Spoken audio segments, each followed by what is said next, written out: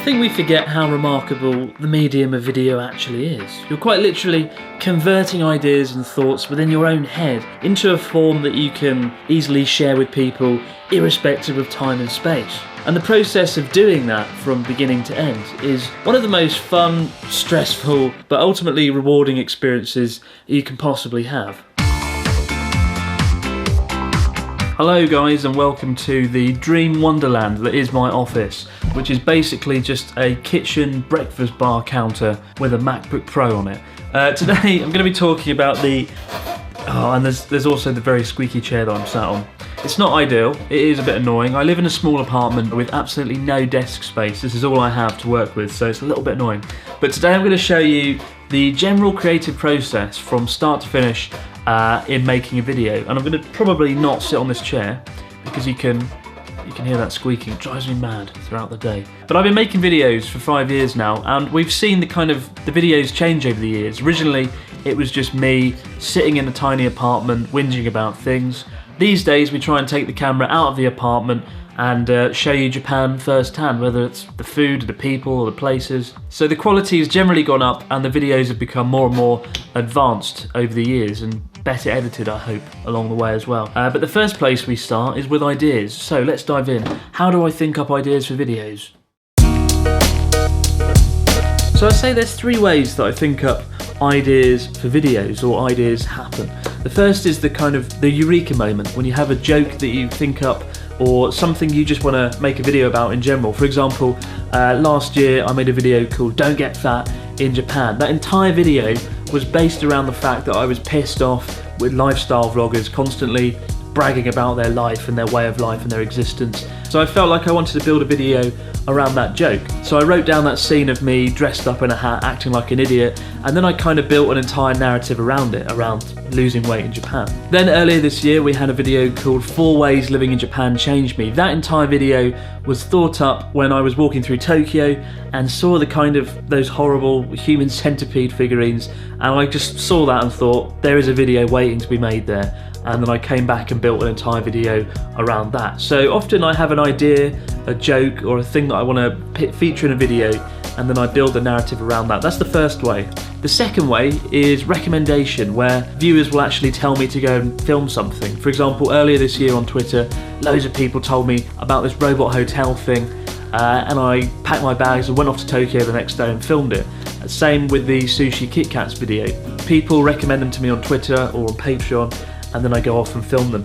And the third way is just desperation, when I really want to get views, and I just think up the title of the video, a kind of clickbait style title, with the hope of getting views. For example, just 2 months ago we had a long stretch of time where we didn't make any videos because we were off doing Natsuki the movie. So I kind of came back, there hadn't been videos for a month, and I wanted to create a video that would generate lots of views, or had a high chance and a high certainty of creating views. So I came up with this idea of 50 things to do in Japan. By the time we finished it, it was actually 21 things to do in Japan. But that was a nice clickbaity style title, and I thought lots of people would click on that, and indeed it did do quite well with over 300,000 views. Not that I would recommend doing that. I don't do that often, only in case of emergency. So those are 3 ways I get most of my ideas. One of the most common questions I get is, do I script the videos? I would say I script about half of all videos, albeit I script them relatively loosely. Fundamentally though, there are 2 types of videos that I make. There's the travel videos, where we go out with the camera and show you Japan, and with those kind of videos we have to film loads and loads of footage, bring it back, and then I sit begrudgingly over the computer for days on end trying to form it into some kind of narrative. The second type is where I have an idea or a joke and I script it and build an idea around it, and those videos are often more entertaining and more punchy than the travel videos, as far as I'm concerned anyway. But the reason I script the videos is not because I'm incoherent or unable to speak, it's because with a video you've only got about 10 minutes realistically to engage your audience and keep them entertained and deliver something of educational value. And if you script the videos, then you're going to be able to do that a lot better. Unlike a vlog where you're kind of doing it spur of the moment, walking down the street, camera in hand, making it up as you go. I can't watch vlog videos, I can't really watch vloggers because I feel like I'm wasting my time, because because I kind of watch it and think, am I learning anything here, or am I just watching someone ramble as they walk down the road? So yeah, I have trouble watching vloggers, and so I've never kind of gone down that route. I've always tried to think carefully about what I'm going to say before I do it in front of the camera.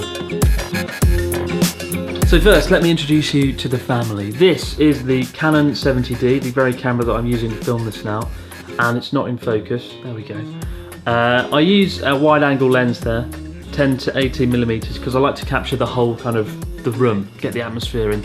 Otherwise it would just be my face, and no one would ever want to see that. So I've got the Canon 70D. It's a really nice camera, very rugged, very efficient, and well made. And on top here we've got the Rode microphone. But without this microphone, the camera would be utterly useless at video, because whilst Canon make amazing lenses and amazing cameras, they can't make microphones for shit. So make sure you get a Rode microphone if you do get this camera. The second camera I'm using is this. This is the Canon it's the Canon G7X II.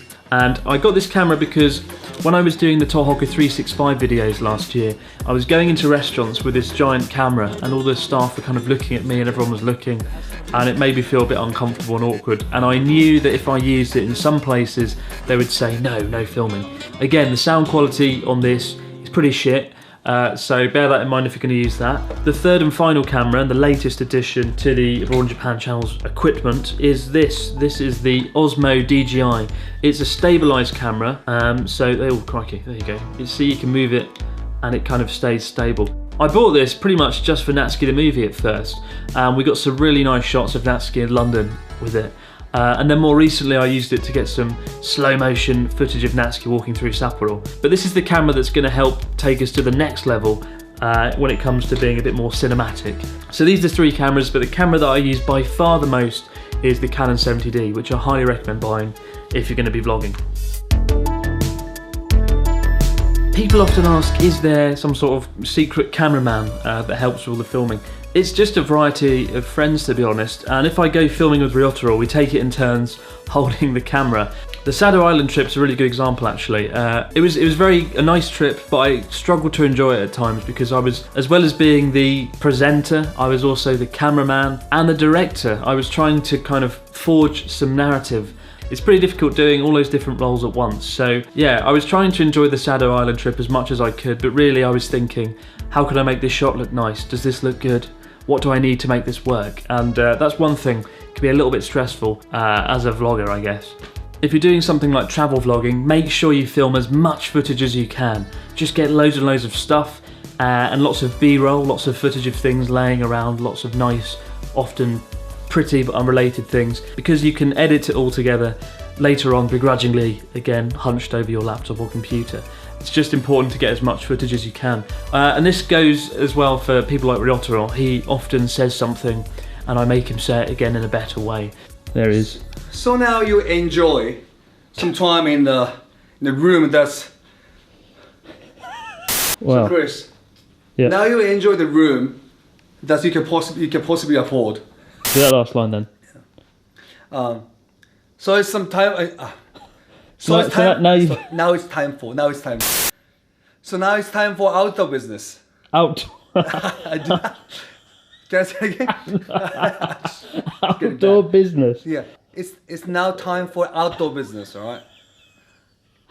Okay. All right. Okay. Outdoor business. Let's go. Editing, the most tedious and longest, but yet the most creative stage of the filming process. I use Adobe Premiere Pro to edit the videos together. It's really great, there's lots of options, very advanced, and I've used it for years, self-taught myself.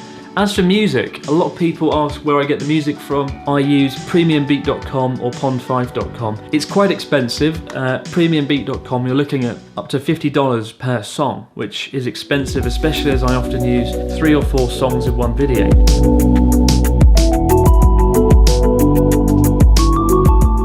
If I didn't have Patreon, then I probably wouldn't do it. I would have to use a lot cheaper music, and the videos would definitely take a hit for that.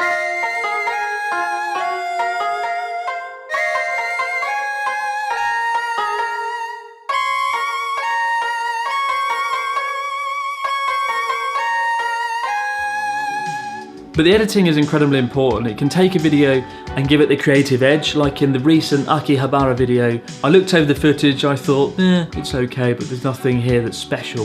So I decided to have this kind of retro 80s VHS feel at the start and the end, which I really enjoyed doing, and I felt like it made the video go from like a 7 out of 10 to an 8 out of 10. So I really enjoyed doing that.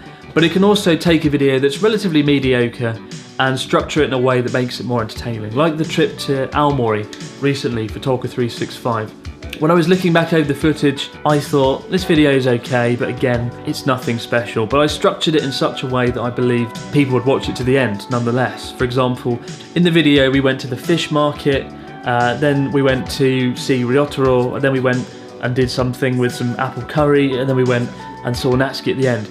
Actually, none of those things happened in that order. It's kind of the complete other way around. But I knew the highlight of the video was probably going to be the scenes with Natsuki, so I put that at the end because I believed people would wait to see Natsuki and therefore watch the entire video. The trick is not to edit your videos together into a chronological order, but to edit them in such a way that you have kind of the highlights of the video dotted throughout to keep people constantly engaged all the way to the end.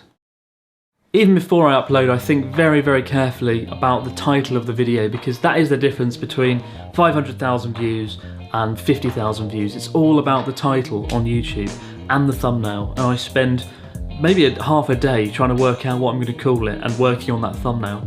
For example, I made a video last year called Meeting Tokyo Catman - Bizarre Encounter, where I met this guy who pushes loads of cats in a pram through Tokyo, and it's all rather random and weird and bizarre. And I filmed that thinking, oh, it might go viral due to the random and weird nature of it. And it didn't go viral. In fact, it was the worst performing video of last year, just because I think people didn't know what the hell the video was about from the title, and thus didn't want to watch it.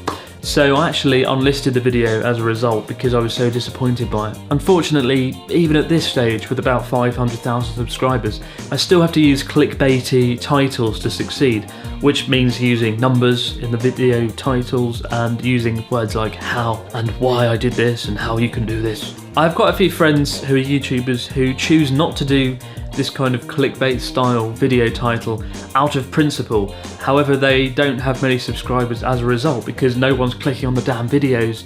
Even if they're good content, it's irrelevant if people aren't clicking through to your video, right? So do have a clickbait style video title and a clickbaity thumbnail if you have to. Just make sure though that the content does deliver when people do click through, otherwise people hate you for that. I prefer to upload on a Thursday, Friday or Saturday because statistically YouTube has a lot more potential viewers those days. Turns out people watch YouTube more towards the end of the week. I found that if I release a video Thursday, Friday or Saturday, it does a lot better, so bear that in mind if you're starting your own YouTube channel. Making a video is a very stressful experience, but as I said, it is very rewarding as well. Each video to me feels like a little mini project, and I'm so happy when it's finally uploaded. For the next 24 hours, I'm the happiest guy on earth before I sit back down and start all over again. But each video I make, I try to learn something new along the way, like the 80s style VHS on the Akihabara video. That took a bit of time to work out. Or the recent filming we did for Natsuki the movie and in Sapporo when we had the cinematic camera and we're fiddling around with that trying to make it work.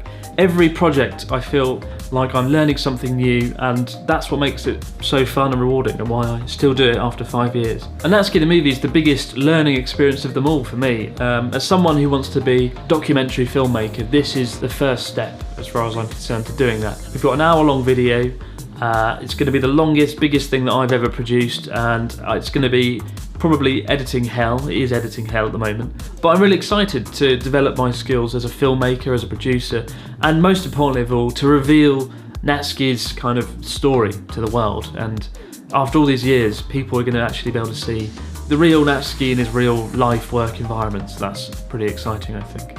But I do feel a sense of pride looking back over the YouTube page of all the videos we've made over the years. It's a journey that I feel like I've taken with everyone who's been watching the videos, and we've gone to some really extraordinary places, seen and done some wonderful things, met some amazing people, and it's just been a real privilege and to share that experience with everyone around the world. And as stressful as it can be, that is greatly outweighed by the positives of doing YouTube. And if you've got any questions about how the videos are produced or YouTube, please don't hesitate to contact me, message me, email me, get in touch, and I will help you in any way I can and give you any more knowledge that you think that I might have missed from this video. But for now, guys, as always, many thanks for watching, and I'll see you next time.